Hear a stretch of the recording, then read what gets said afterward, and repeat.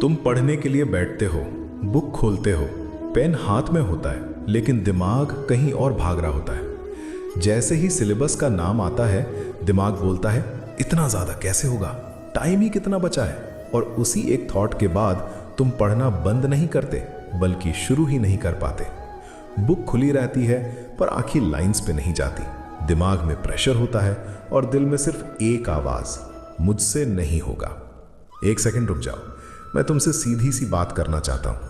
Problem ये नहीं है कि सिलेबस ज़्यादा है, प्रॉब्लम ये है कि तुम उसको एक साथ देख रहे हो। तुम बुक खोलते ही पूरा सिलेबस इमेजिन कर लेते हो, सारे चैप्टर्स, सारे सब्जेक्ट्स, और फिर दिमाग बोल देता है इतना कैसे होगा। सच ये है कि तुम पढ़ाई से नहीं भाग रहे, तुम उस प्रेशर से भाग रहे हो जो तुमने खुद अपने ऊपर डाल लिया है। और एक बात ध्यान से सुनो, जो चीज़ एक दिन में नहीं हो सकती उसे 30 दिन का दुश्मन बना के मत रखो। तुम्हें पूरा सिलेबस आज नहीं जीतना, तुम्हें बस आज का काम करना है, सिर्फ आज, सिर्फ एक छोटा सा स्टेप। और जब तुम एक छोटा स्टेप लेते हो ना, तो दिमाग को पहली बार लगता है अच्छा ये पॉसिबल है। अब सबसे पहला काम करते हैं, और ये सबसे इंपॉर्टेंट स्टेप है। जो तुम पूरा सिलेबस कह रहे हो ना, वो असल में एक इल्यूजन है। दिखने में बड़ा लगता है, पर जब तोड़ते हो तो समझ आता है कि वो डेली का काम ही होता है। सच ये है, रियल सिलेबस कभी पूरा नहीं होता। रियल सिलेबस होता है आज के 3-4 छोटे काम। अब एक एग्जाम्पल लो, फिजिक्स का एक चैप्टर। तुम सोचते हो ये चैप्टर एक दिन में कैसे होगा, और यहीं से दिमाग बंद हो जाता है। पर रियलिटी ये है, एक चैप्टर एक्चुअली 5-6 छोटे पार्ट्स में होता है। Concept, derivation, numericals, graphs, revision. तुम्हें पूरा चैप्टर आज खत्म करना ही नहीं है। आज तुम सिर्फ एक पार्ट उठाओ, बस एक। जैसे आज का काम सिर्फ कॉन्सेप्ट समझना, न्यूमेरिकल्स कल, रिविजन उसके बाद।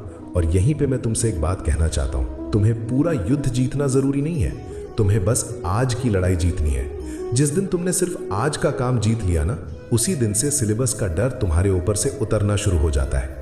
अब जब सिलेबस छोटा हो गया ना, तो अब इसको रखने के लिए एक सिंपल स्ट्रक्चर चाहिए।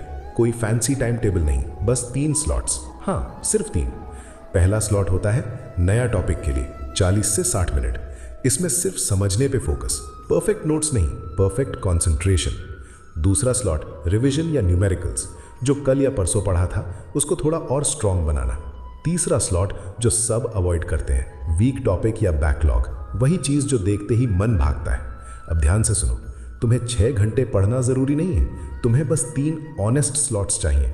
अगर ये 3 स्लॉट्स सच में लग गए ना, तो सिलेबस तुम्हें दबाता नहीं, सिलेबस खुद झुकना शुरू कर देता है। और सबसे अच्छी बात क्या है, अगर किसी दिन सिर्फ 2 स्लॉट्स हुए तो भी ठीक है, कल तीसरा लगा लेना।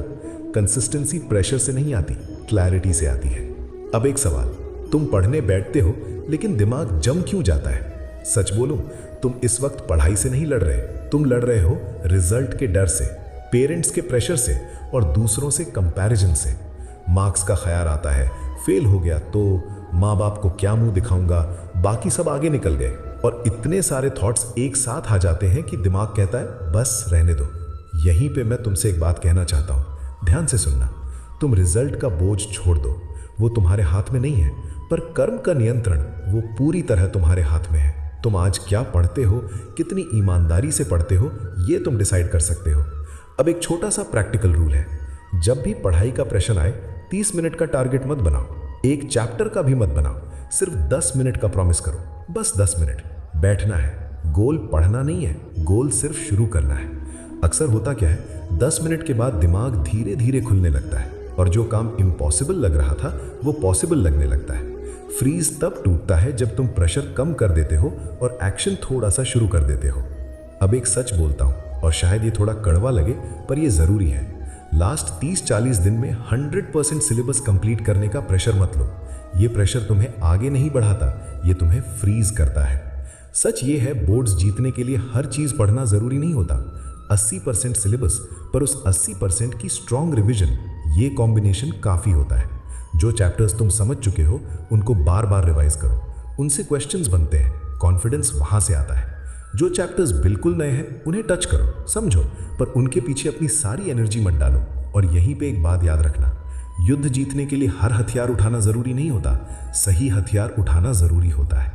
आखिरी दिनों में स्मार्ट पढ़ना ज़्यादा पढ़ने से ज़्यादा पावरफुल होता है। अब मैं सीधा उन बच्चों से बात करना चाहता हूँ जो क्लास 10 और 11 में हो और ये वीडियो देख रहे हो। ध्यान से सुनना, तुम लेट नहीं हो, तुम फेल नहीं हो, तुम बस थोड़ी देर के लिए सही डायरेक्शन से दूर हो गए थे। और आज अगर तुम यहाँ तक आए हो, इसका मतलब है तुम सीखना चाहते हो, तुम सुधरना चाहते हो। बस इतना ही काफ़ी है। अगर ये वीडियो तुम्हें थोड़ा सा भी क्लियर लगा हो, थोड़ा सा भी हल्का फील हुआ हो, तो कमेंट्स में एक शब्द लिखो, कृष्णा गाइड। इस वीडियो को लाइक और सेव कर लो ताकि जब प्रेशर आए तुम इसे दोबारा देख सको। और मैं वादा करता हूँ नेक्स्ट वीडियो में